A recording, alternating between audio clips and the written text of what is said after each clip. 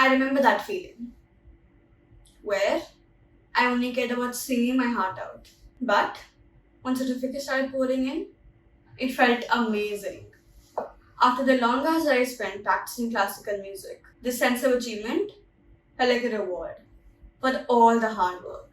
But it also made what happened next extremely painful.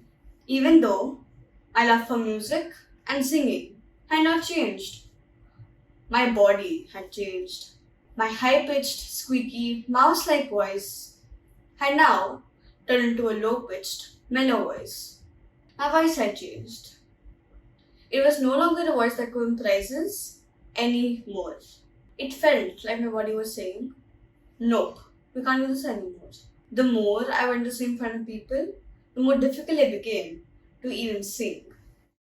Even though my teachers, friends, siblings, parents kept on encouraging me, I still felt discouraged. I still felt unworthy. I felt empty and hollow. I used to ask my mom, what happened to my voice? But she didn't know how to pacify me. I practiced endlessly and drank warm water, hoping my voice would get better again. But it did not. The songs I used to sing, the songs I loved, the songs I cherished the most, just felt distasteful. I lost the one thing that defined me. I lost my identity. Like I am not Akshaya anymore. With the loss of what felt like my identity, I had to ask the question, who was I now?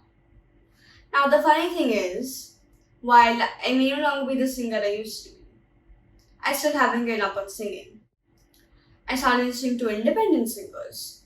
Through them, I realized they captivated their audience, not with a perfect voice, but with the emotions in the voice. Music is about expressing ourselves with rhythm and tune. It didn't have norms in the first place, but because so many people went high pitched, it instantly became the norm. I actually think many people stray in their voice just to fit the norms and be accepted. But that is not what music is about. We don't have to conform ourselves to these rules. My voice had changed.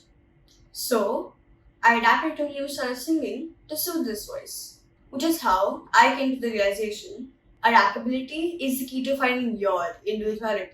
Your individuality is your identity. What my individuality is, I'm still figuring out. But I can tell you this. In the months since life changed for me, I have tried other activities. Sports, blogging. Each of these have now become minor identities. These different identities are like looking in the mirror. They reflected different parts of me. Are you someone who went through what I did? Or are you wondering what you can do that makes you feel special? If this is you, then I wanted to give yourself the chance to become someone different. My message to you, dear audience, is that don't let a setback hold you back. Be open to many possibilities. Thank you.